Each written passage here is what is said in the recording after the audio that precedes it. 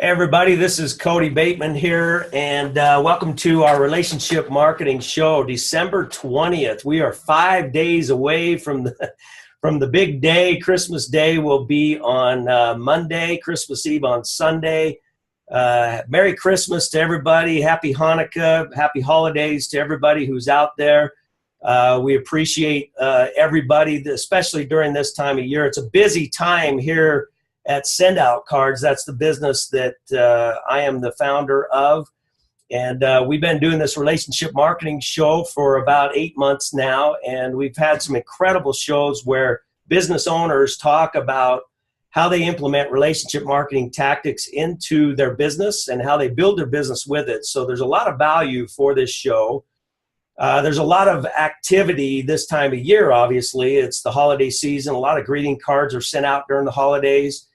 And so it's a great time of year to really reflect on how we can reach out to our customer base, to our prospects, to our friends, and how we can improve our relationships. That's what this show is all about. I'm really excited today about our guests. I'd like to call this guy Mr. Entrepreneur. I mean, this is the Entrepreneur Show. Jeff Ezell, based out of Orange County, California. Welcome to our show, Jeff. How you doing? What's going on, Cody B? In the house. Yes. How you doing, brother? Like I tell you, this is going to be fun. I wish we had more time because, you are the poster child of what an entrepreneur is. We teach a lot that people, not only should you diversify your portfolio for investment, but we also believe in diversifying what you do. Don't put all your eggs in one basket. Being an entrepreneur means that you can do multiple things. You, my friend, do multiple things and you're successful at all of them. Can you share with our audience a little bit who you are and what are the entrepreneurial pursuits you have right now? Well, basically, if you break it down to old school, I am the butcher, the baker, and the candlestick maker. I'm all of the above, right? But I do really well with each and every one of those things just to keep everything going. And so if I do lose one, I can't cut any meat someday, I can still make some candles. I'm good. I can't make any candles. I can still bake that bread. You know what I mean? I'm a magician. I'm an entertainer. I'm a speaker. I'm a filmmaker. I'm a distributor for films. I'm a network marketer. And I have time in my spare time to run a busy car dealership. How? Wow. I don't even know. How do you find the time? So your primary business is the car dealership, and then you have several side businesses. Yes. You do very successfully, by the way. And so we're really excited to learn from you today, not only how you succeed in each, but how do you juggle all? And you're very, very good at doing that. So you mentioned that you're in the automotive business. You sell cars. Maserati, is that right? What? Yeah, Maserati for almost 2 years over there. So yeah. Wow. So that's great. So while you sell Maseratis, you're also in the film business. You've produced films. In fact, I've actually been part of distributing one of your films, Saved by Grace, which was a great flick that you put together a few years ago. And so I guess the first question that everybody would be asking, Jeff, seriously, how do you do it? How do you do the automotive, which, by the way, and we're going to share some stories, very successful in the automotive business, but produce movies and do the speaking and magician and all that stuff. How do you do it all? The crazy part, okay, so in the car gig, right? I'm the sales manager at the dealership. So I'm there quite a bit already. And I think my wife says that, she doesn't get how I get all these things fit in, but she'll just be talking to me. Oh, my husband's doing something else now. Like, what else? Okay, whatever else. But running the car dealership, which takes enormous hours, it really does. Unless you're in Michigan. When I was there, they were closed on Sundays and open a couple hours on Saturdays. But out here in California, they're pretty much day on, stay on. That's just how it is, right? That's the car business. You put in your time there. I try to keep relationships built with the team there and just work with people and customers and all the good stuff like that. But then here's what people don't get. I'm not at the dealership all the time. And those times that I'm not there, almost the moment I walk out of a dealership, I'm just on the phone talking about movie stuff, or I'm on the phone talking about a magic gig or a speaking gig, I really, really utilize my time off from there to keep things going here. And then when I get home finally in the evening is when I have a nice recliner at my house. Electric, it just goes up like that. My legs go up, my back goes back, and I'm like, yeah, that was my day. It was awesome, right? But you're just doing this exact same thing over and over again each day. It's time management to the extreme. I mean, to the massive extreme. There's days where even I don't know how I fit all those things in that I do, but I have the things that I have set up, and I do work those things out. And I have like the other night, I did 2 gigs that were private party gigs. I did 2 gigs that were speaking gigs. I did some other gigs that were either corporate related or film business related, or I had an investor meeting last night. So these are all on off hours, and you just have to just work those things out. So you got to fit them in. Yeah, one of the things I've noticed that you're so good at, Jeff, is you talk about time management. But one of the things I notice about you is you're really good at people management. And you're able to duplicate your time by having a system where you manage your relationships. I mean, you mentioned how, you're running the car dealership, but then you run outside and you get on the phone and you talk to somebody about a movie. Well, that somebody you're talking to about a movie is somebody that you have developed a relationship with. So your people management skills, what I've noticed, have really duplicated it gives you more time. You're leveraging your time by having lots of people that do stuff for you because you have relationships with you. So tell us, how do you create those business relationships that are so sound and so solid that people are willing to help you and work with you and help you with your gigs? I think the easiest way to explain it in this industry is to help people understand just the difference between a cold market and a warm market. A lot of people that I meet, they have no idea who I am, but just a simple hello, how are you, and a smile takes that cold person instantly into a warm person. One way or another, you can start a conversation right from there. That's literally how I'll start the whole thing off. Hey, how you doing? I'll greet them differently than somebody else. Like you walk into maybe like a business or something, and people will go like, hi, welcome to ABC Motors, and we have this for you.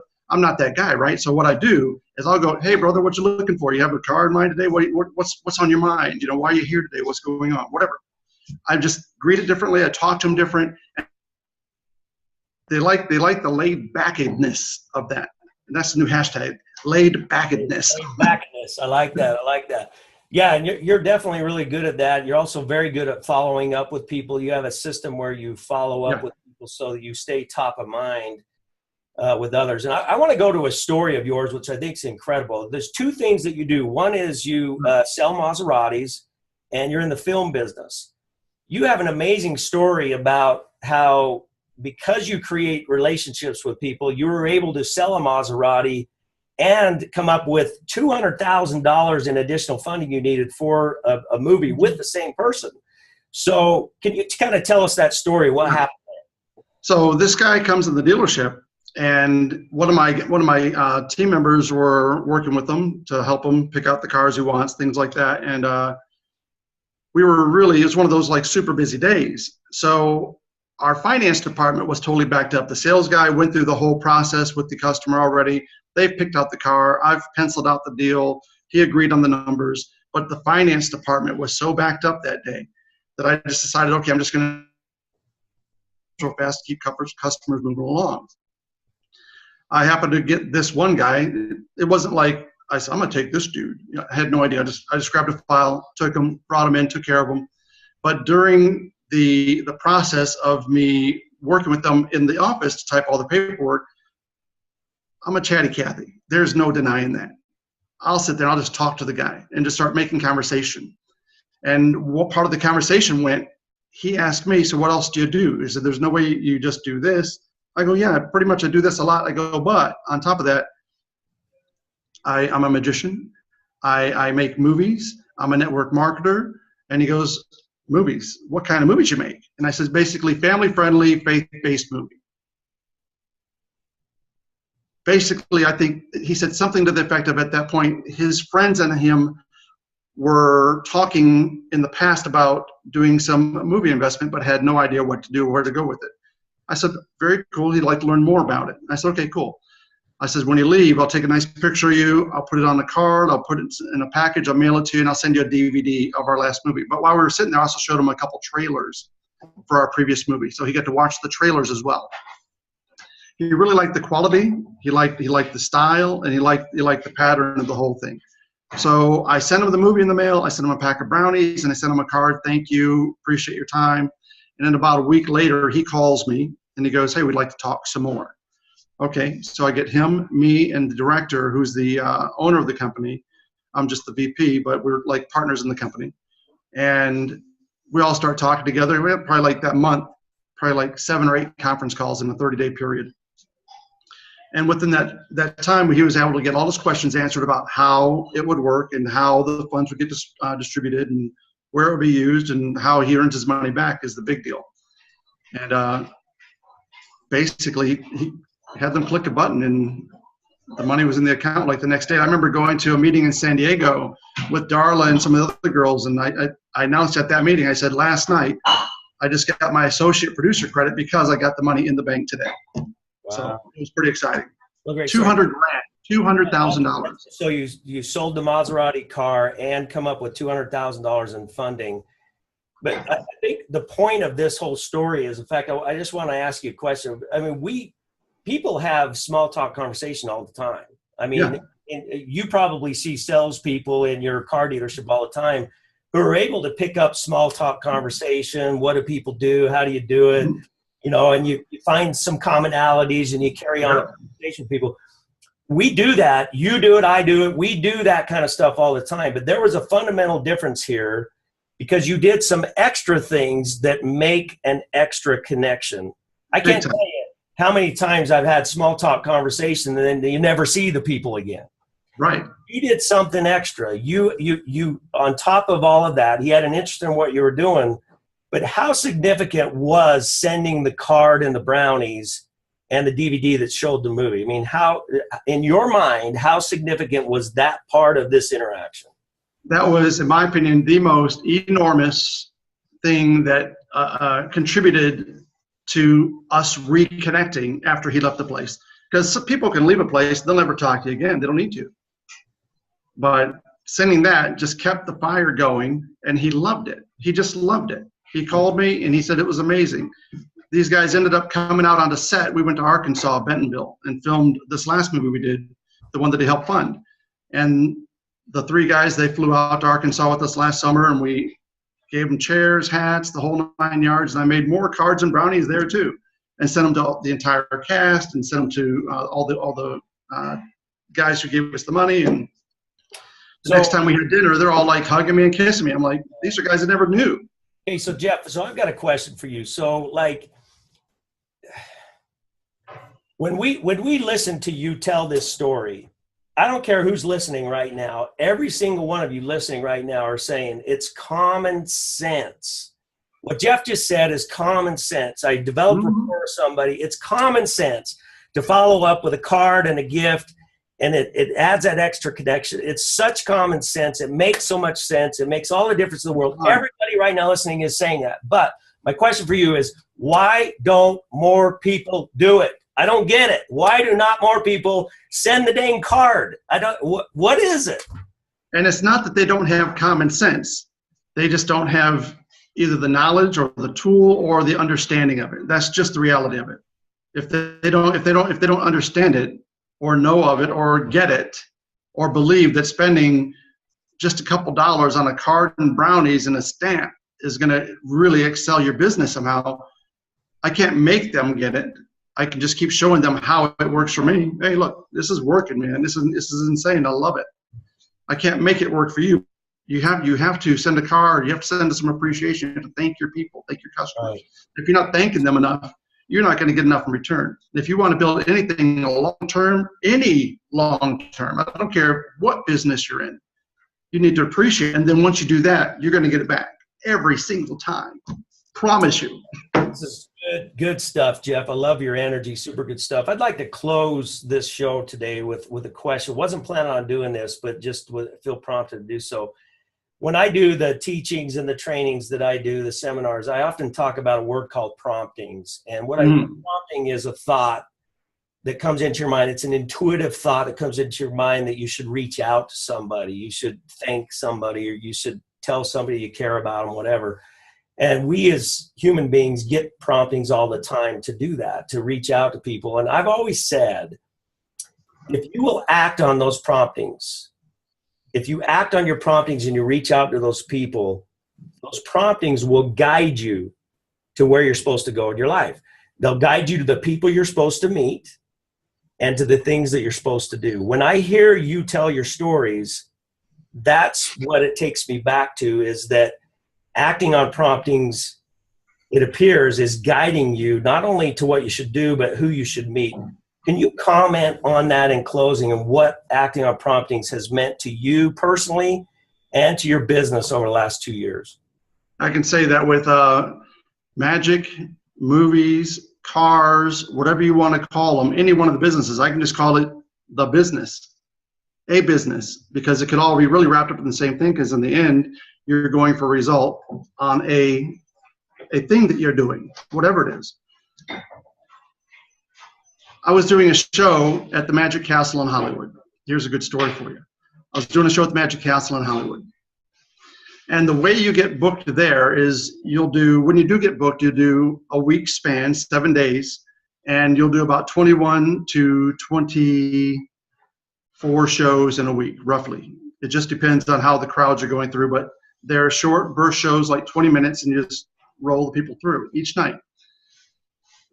And if they like you, if the booker or the place likes you, he'll bring you back once a year, which is great, and that's awesome. If you're back there once a year, you're doing fine. If they really like you, they'll bring you back twice a year. And if you're just something, I don't even know what they want to call it, they'll invite you back even more. This year alone, I was invited back 4 times to perform at the Magic Castle. And I don't think that it had anything to do with me being better, because I know there's guys better at performing magic than I am. I'm great, but I know there's better ones. I sent the booker cards, and I sent the booker the brownies. When I sent him the booker the cards and brownies, he literally called me the very next day. And he said, "It's Jeff?" "Hey, yeah, it's Jeff." He goes, "Dude, you are doing something right in the world." He goes, "I don't even need to comment on it. You know what I'm talking about. Can you come back next month?" That's cool. To not only come back next month, he wanted me to do the lecture at the Magic Castle, to teach all the other guys how to market themselves and how I market myself and how I'm successful at making more shows than any of the guys there, and how I can make more on each show than any of the guys there without doing any extra real work. Sending a card, sending a brownie. Send. Prompt that out. Boom. You know what I mean? Wow, what a great story.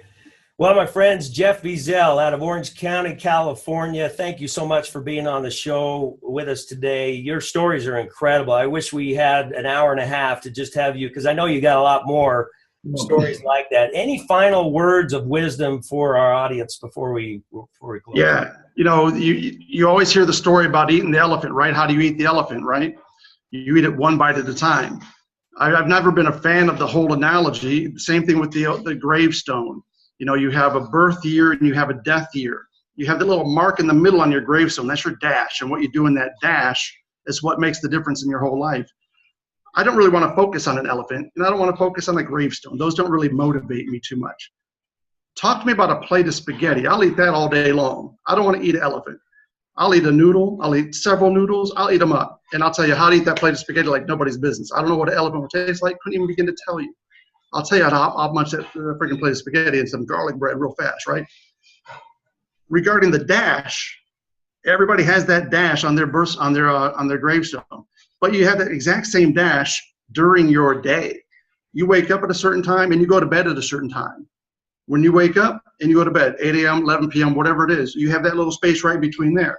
That's your dash. You have to take that dash each and every day and make something of that dash each day, not the whole lifetime, because that's a big old plate of spaghetti. You need to get that dash each day. Maximize that dash each day, whatever you can do that day. And that will build the next day, the next day, the next day, the next day. You keep doing that, And that's what's going to make you the best. Build your dash daily, not just your life. Well, you certainly practice what you preach, my friend. It's really cool to watch an entrepreneur with your kind of energy doing the things that you're doing. Thank you so much for being on the show with us.